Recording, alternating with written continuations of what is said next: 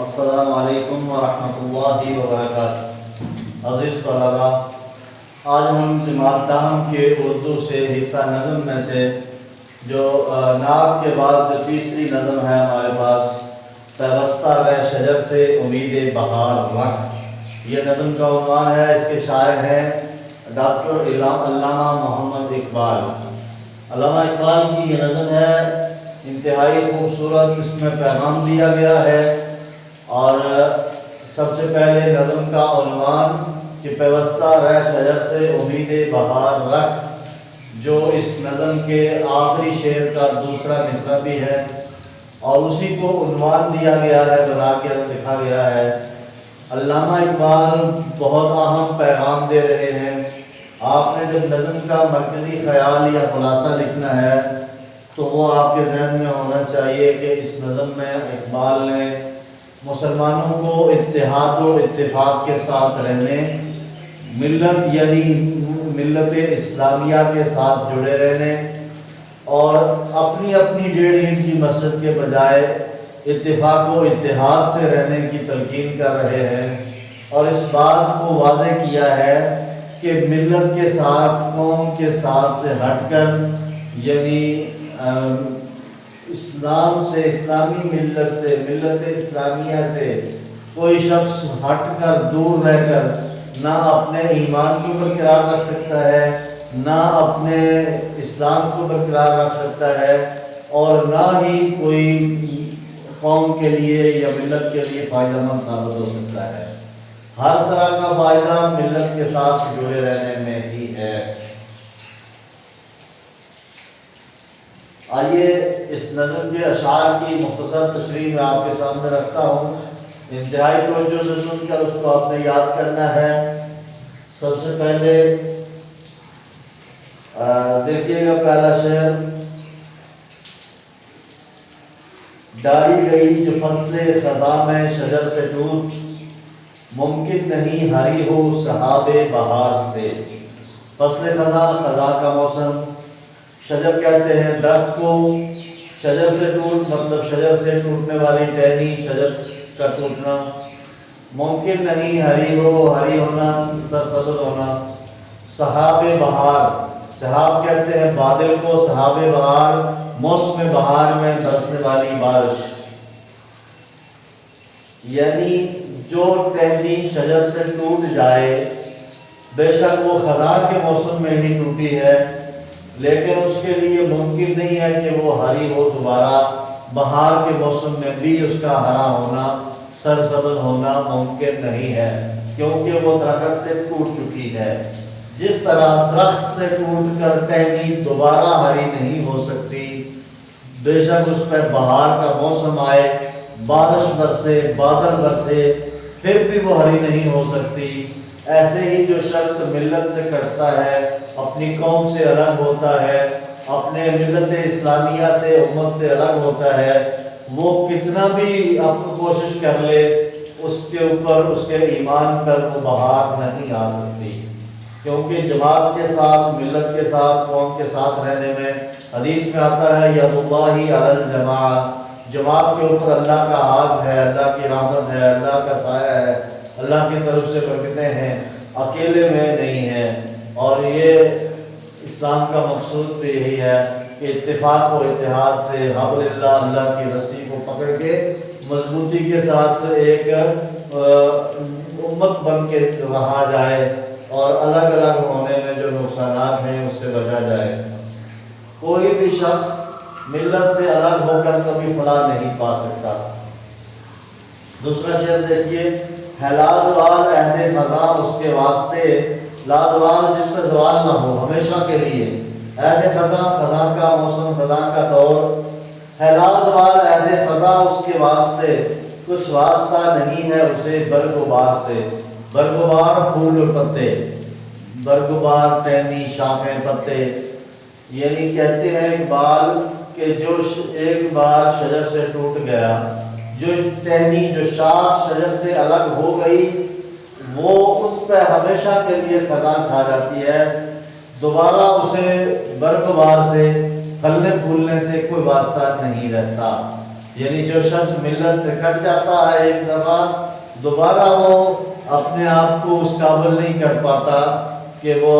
اب فلاح پا سکے، اپنے ایمان کی آبیاری کر سکے، بلکہ وہ ہمیشہ کے لیے دور ہو جاتا ہے، ہمیشہ کے لیے اس پہ خزاں چھا جاتی ہے۔ یہ جو ایک دفعہ ٹوٹ گیا دائرہ دوبارہ جڑے تو پھر ہی اس میں بہار آ سکتی ہے۔ اسی طرح جو الگ ہو گیا وہ دوبارہ سے اگر ملت میں آئے گا تو اس پہ کوئی بہار کی ہو سکتا ہے کہ اس پہ بہار آئے، لیکن اگر نہیں جڑتا، دور ہی رہتا ہے تو اس پہ کبھی بھی بہار نہیں آ سکتی، بلکہ ہمیشہ کی خزاں اس کا مقدر بن جاتی ہے۔ تیسرا شعر دیکھیے، ہے تیرے گلستان میں بھی فصل خزاں کا دور، خالی ہے جیب گل زر کامل آیات سے۔ یعنی اقبال اب انفرادی زندگی سے ہٹ کر جو الگ ہو گیا اس سے مخاطب تھے، لیکن اب قوم سے مخاطب ہیں۔ گلستان سے مراد قوم ہے اور فصل خزاں سے مراد جو زوال آیا ہوا ہے ہمارے اوپر، یعنی قوم جو زوال کا شکار ہوئی ہے، گویا کہ یہ باغ میں گلستان میں فصل خزاں چھائی ہوئی ہے۔ تو کہتا ہے خالی ہے جیب گل زر کامل عیار سے، یعنی پھول، لفظی مطلب تو بنے گا کہ پھول کی جیب اس قیمتی سونے سے، زر کامل عیار کہتے ہیں ایک خاص قسم کا قیمتی سونا، یعنی جیب کوئی قیمتی چیز گل کی جیب میں نہیں ہے یہاں سے، لیکن مراد جیب گل سے مراد دل ہوگا، اور زر کامل عیار سے مراد جو انتہائی قیمتی سونا ہے اس سے مراد ایمان ہوگا۔ اور جب اس کو ہم یوں اس کی تشریح کریں گے کہ قوم کے اوپر جو خزاں چھائی ہے اس کی وجہ سے دلوں میں بھی ایمان نہ رہا ہے، دل بھی ایمان سے خالی ہیں، دلوں میں بھی ایمان نہیں ہے۔ یعنی جو تڑپ ہوتی ہے امت کے لیے، جو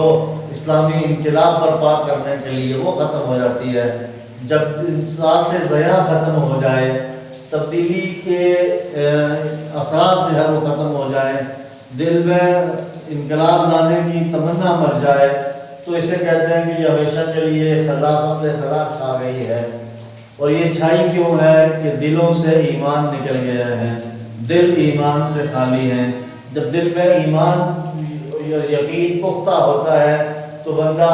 اسلامی انقلاب کے لیے بھی کوشش کرتا ہے، ملت کی رہنمائی کرتا ہے، بہتری کے لیے چلتا ہے۔ لیکن جب دل ایمان سے خالی ہو تو پھر گویا کہ پوری قوم پہ فصل خزاں زوال چھا جاتا ہے۔ اگلا شعر دیکھیے، جو نغمہ زن تھے خلوت آراق میں طیور، نغمہ زن کہتے ہیں گیت گانے والے کو، خلوت تنہائی کو، اوراق میں طیور، اوراق کا مطلب ہے پتے، ورق کی جمع عربی کا لفظ ہے، اردو میں بھی استعمال ہوتا ہے۔ طیور اس کا مطلب ہے پرندے، طائر کی جمع ہے، یہ بھی عربی لفظ ہے، اردو میں مستعمل ہے۔ کہتا ہے کہ جو پتوں میں چھپے بیٹھے پرندے اچھے گیت گا رہے تھے، وہ رخصت ہوئے تیرے شجر سایہ دار سے، تیرا جو سایہ دار درخت تھا جس کے پتوں میں چھپ کے پرندے گیت گاتے تھے، وہ رخصت ہو چکے ہیں۔ انتہائی گہری بات اس شعر میں کی گئی ہے کہ جب زوال آتا ہے، خزاں چھاتی ہے، تو پرندے بھی درختوں سے رخصت ہو جاتے ہیں۔ یعنی وہ لوگ، اس کا مفہوم یوں کریں گے ہم کہ جو ملت کے لیے فائدہ مند لوگ تھے، جو پڑھے لکھے تھے، جو قابل تھے، جو رہنما بننے کے، قیادت کرنے کے قابل تھے، وہ بھی جب زوال آتا ہے، جب ایمان سے دل خالی ہوتے ہیں، قوم کے اوپر وہ اسلامی روح نہیں رہتی قوم میں، تو پھر وہ ایسے لوگ بھی چھوڑ جاتے ہیں، نکل جاتے ہیں۔ یوں سمجھ لیں کہ ایک جس طرح کہ ہمارا ملک پاکستان ہے، ہر پڑھا لکھا بندہ اس کوشش میں ہوتا ہے میں کسی اچھی جگہ سے ہو جاؤں، دوسرے ملک میں چلا جاؤں، اپنے ملک کو چھوڑ کے یہاں پہ حالات درست نہیں ہے، جابس نہیں ملتی ہیں، نوکری نہیں ہے، یا جہاں پہ ٹیلنٹ کی قدر نہیں ہے، میری تعلیم کی قدر نہیں ہے، کسی دوسرے ملک میں اپلائی کر کے نکل جاتا ہے۔ اب دیکھیں دنیا کے مختلف ممالک میں Pakistani engineer, Pakistani doctor, Pakistani computer I T کے اسپیشلسٹ اور پتہ نہیں کیسے کیسے شعبوں کے ماہرین جنہیں اپنے ملک کی خدمت کرنا تھی لیکن بدل ہو کر یہاں کے حالات سے بدل ہو کر وہ ملک چھوڑ گئے ہیں۔ تو اس کی مثال جو ہے یہی ہے کہ وہ پرندے جب دیکھتے ہیں کہ درخت پہ خزاں چھا گئی ہے تو وہ اڑ جاتے ہیں، رخصت ہو جاتے ہیں۔ اللہ ہمارے حال پر رحم فرمائے۔ آگے دیکھیے شعر نمبر 5، شاخ بریدہ سے سبق اندوز ہو کہ تو نہ آشنا ہے قاعدہ روزگار سے۔ شاخ بریدہ کٹی ہوئی شاخ، سبق اندوز سبق حاصل کرنا، نہ آشنا نہ واقف، قاعدہ روزگار زمانے کے اصول۔ کہتے ہیں زمانے کا اصول یہ ہے کہ جو شاخ سے الگ ہوتا ہے وہ مرجھا جاتا ہے، خزاں زدہ ہو جاتا ہے، اس پہ بہار ممکن ہی نہیں رہتی۔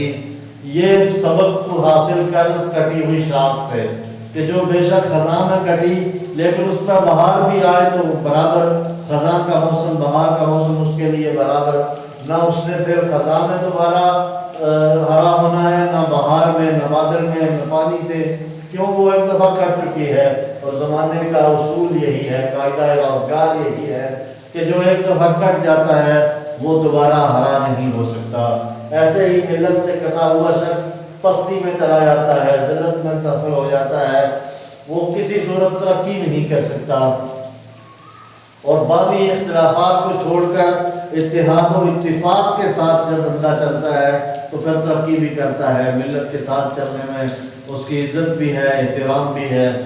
آخری شعر دیکھیے، ملت کے ساتھ رابطہ استوار رکھ، پیوستہ رہ شجر سے امید بہار رکھ۔ رابطہ استوار رکھنا یعنی تعلق قائم رکھنا، پیوستہ جڑے ہوئے کو کہتے ہیں، پیوستہ رہ شجر سے یعنی شجر سے جڑا رہے۔ یہاں پہ اقبال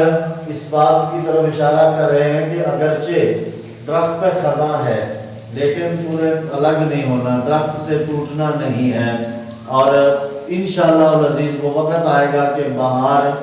لوٹ آئے گی، بہار کی امید میں۔ یعنی کوئی شخص جب دیکھتا ہے کہ قوم پہ زوال ہے، قوم پہ برے وقت ہے، قوم پہ خزاں چھائی ہے، اس وقت قوم ذلت میں ہے، پستی میں ہے، خستہ حالی میں ہے، لیکن اس امید کے ساتھ کہ وہ وقت پلٹے گا، تلک الایام نداولها بین الناس، کہ یہ لوگوں کے درمیان وقت پھرتا رہتا ہے، آج برے دن ہیں تو اچھے بھی آئیں گے، آج خزاں ہے تو بہار بھی آئے گی۔ بہار کی امید میں، بہار کی تمنا میں، بہار کی امید میں شجر سے جڑا رہے، درخت سے جڑا رہے، یعنی اپنی قوم، اپنی ملت، اپنے ملک، اپنے وطن، اپنی قوم سے جڑا رہے، یعنی الگ ہونے کی، نکل بھاگنے کی نہ سوچے بندہ، کہ وہ وقت بھی آئے گا کہ جب دوبارہ سے عروج حاصل ہوگا، ہم ترقی کریں گے، بہار آئے گی، ملک میں خوشحالی ہوگی، قوم کے اندر خوشحالی ہوگی، وہ علمی حوالے سے ہو، معاشی حوالے سے ہو، سیاسی حوالے سے ہو، کسی بھی طرح کے بحران کا جب شکار ہوتی ہے کوئی قوم تو اگر اس کے افراد بکھر جائیں، دوبارہ اس کا شرازہ نہیں سمٹ سکتا، شرازہ ایک دفعہ بکھر جائے تو پھر دوبارہ ان کا متحد ہونا ممکن نہیں ہوتا۔ اقبال یہی پیغام دے رہے ہیں کہ پستی میں، زوال میں بھی اپنی قوم کے ساتھ رہو اور بہار کی امید، اچھے وقت کی امید رکھو۔ یوں ہی ہمارے پاس اشعار کی تشریح مکمل ہوئی ہے۔ یہ نظم آپ نے اس کو سن کے خلاصے کی مدد سے اچھے طریقے سے تیار کرنا ہے، اور آج کے لیے اتنا کافی ہے۔ وعلیکم السلام ورحمۃ اللہ وبرکاتہ۔